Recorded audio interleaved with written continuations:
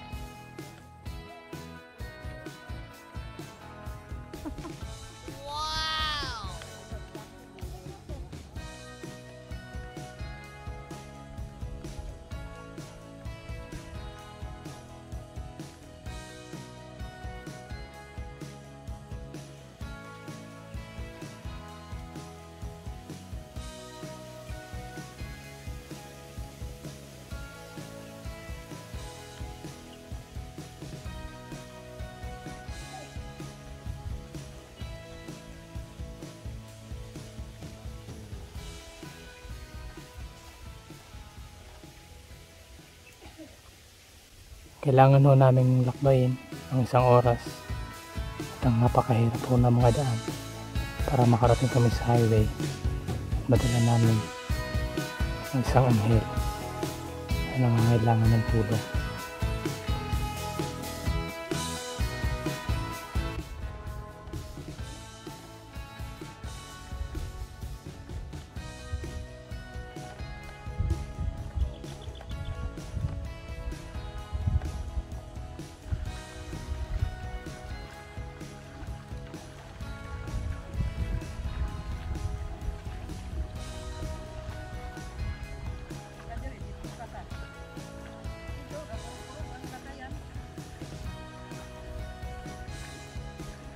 Matapos po namin baybayin ang mga pangpang at tabi rin ng ilog. Salamat sa Diyos, narating namin ang highway na ligtas. So paano po mga kaboks, update na lang ho namin kayo pagdating ho namin dun sa Malaybalay, dahil babiyahe pa po kami ng 2 to 3 hours. See you later po, bye bye! Tomorrow.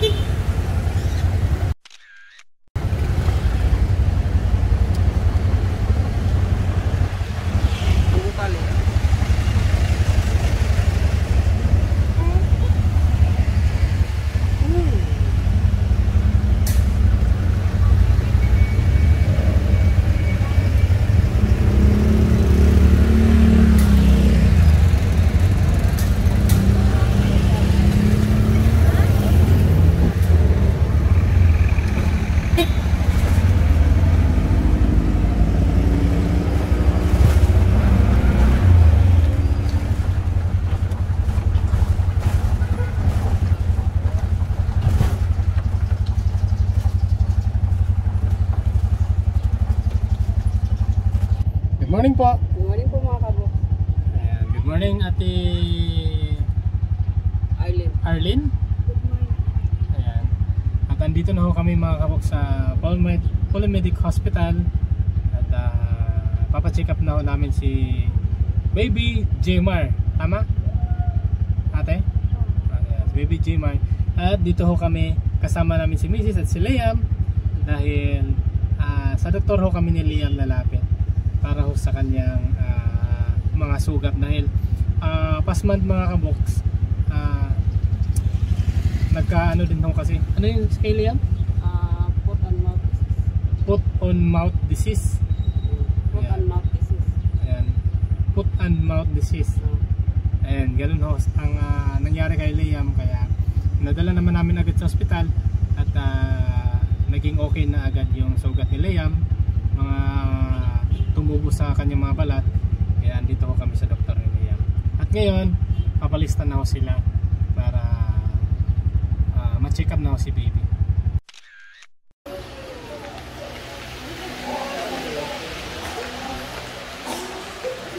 Adre ate.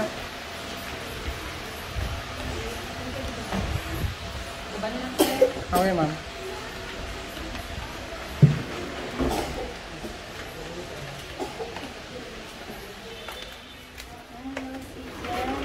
Good morning, Doc. Good morning.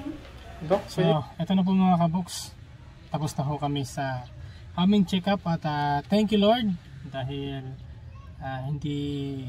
hindi ho kailangang i-admit si baby dahil yun ho ang lagi namin iniisip mga kaboks kahapon pa na sana maresitahan lang si baby at hindi i-admit. So ngayon, thank you ho kay Dr. Eileen dahil eto may reseta na ho kami at napakabait ni Dr. Eileen dahil nag-advise siya na lalapit tayo kay congressman para sa kanyang reseta. Isang antibiotic, cetirizine, and then ointment, tsaka sinama niya na yung vitamins para kay baby dahil hindi na daw sapat yung vitamins ni mama niya para sa kanyang anak, kaya nagsama siya ng vitamins kasi breastfeed si baby. Kaya eto, at ngayon punta tayo kay congressman. Yeah, thank you so much kay Dr. Eileen sa napakabait ho na doktor dito sa Malaybalay Bukidnon, isa sa doktor ni Prince Liam. At maraming salamat talaga sa ating Diyos dahil ginabayan ho tayo dahil sa case ho na to ni baby, bakit ni baby? Jmar mga kaboks. Ito po ay napakadelikado sabi ni Doc dahil sa ganitong case kasi na 6 na beses nang pabalik-balik sa katawan ni Jmar, ni baby Jmar, napakadelikado ho ng kidney niya dahil kahit hindi daw siya iinom ng antibiotic pero pag pabalik-balik magkaka-infection yung kidney niya. Hindi na lang daw natin mamalayan na mag-ihi na siya ng kulay brown or kulay pula dahil sira na yung ang ibang bata kasi niyan, sabi ni Doc Han, dinadialysis daw kasi hindi na makaihi dahil nasisira na yung kidney. Yan, kaya lubos ho tayo napapasalamat sa ating Diyos na kahit papano ginabayan tayo. Okay si baby Jmar, kailangan lang iinom ng gamot para sa kanyang kasi si baby Liam nga, di ba, nung dinala natin wala siyang ointment. Wala. Ito walang antibiotic, di ba? Walang antibiotic, ano lang 'yon. Ito si baby, meron siyang antibiotic at meron siyang ointment dahil sobrang tagal na at sobrang dami ng kanyang sugat. At napakaganda pala nung ginawa natin kagabi nung hinugasan natin ng dahon ng bayabas. Hapon ho kasi mga kaboks, hinugasan ho namin, nagpakulo ho kami ng bayabas dahil iyak ng iyak siya at yun ang pinaligo ho namin sa bata. Ito po yung video clip namin kahapon.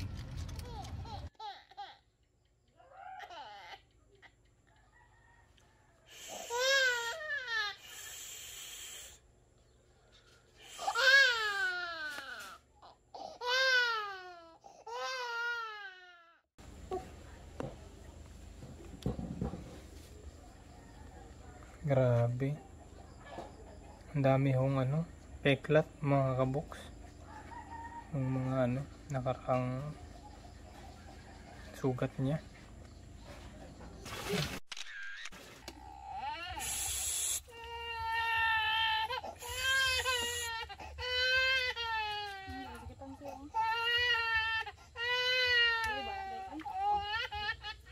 Sabon yan.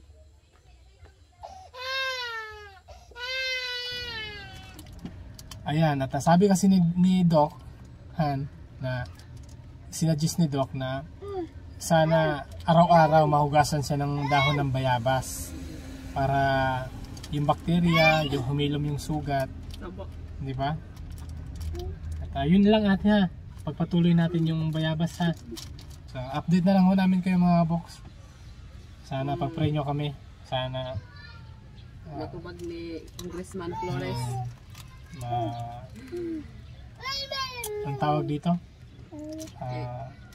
basta aasaho kami kay Congressman dito sa Bukidnon na siya na ho ang bahala dito sa lahat ng aming bibigyan. Time check 12:10 12:10 na ho mga kabox, ngayong tanghali at nandito ho kami sa office ni Congressman Flores.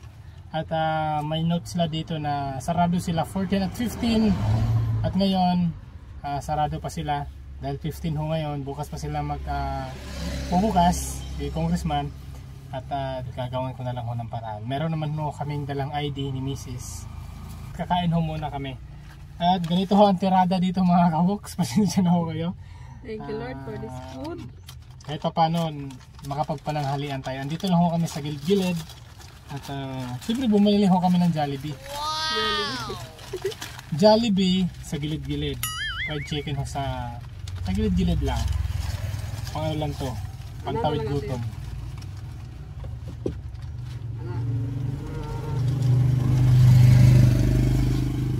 At napaka-special ho ng kanin namin, nakasupot.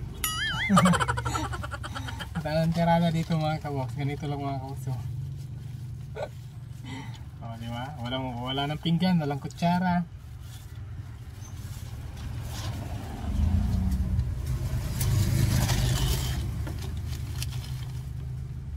Kain po. Thank you Lord for the food. Ganito ho kami mga kabox pag papasyal ho kami dito sa Malaybalay. Kaya nang pag may check up si Liam, fried chicken lang ho sa tabi-tabi. Jollibee pala sa tabi.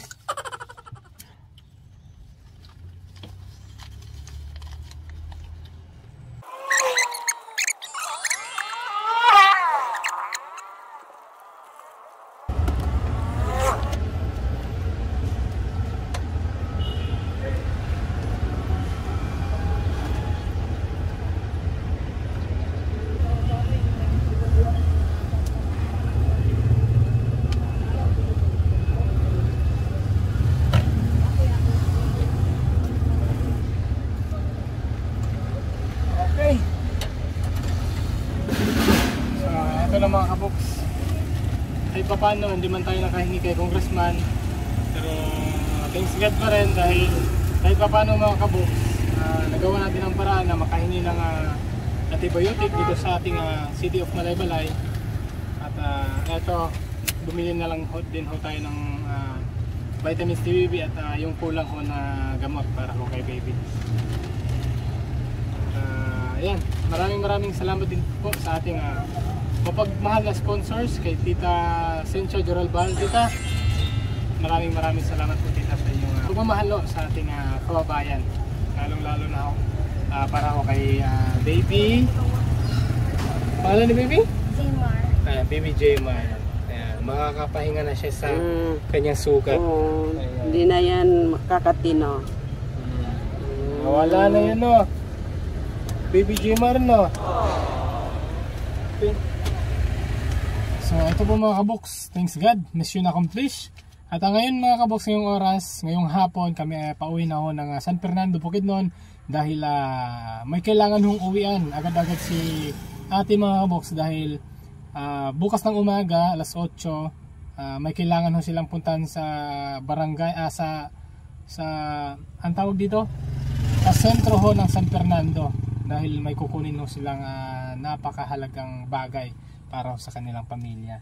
At ngayon, pauwi na ho kami at wag ho kayong mag-alala mga kaboks, mga tita, dahil nabili ko na ho lahat ng sa tulong ho ni Tita Cynthia Joralbal. Maraming salamat ho tita sa inyong pinaabot ho na 4,000.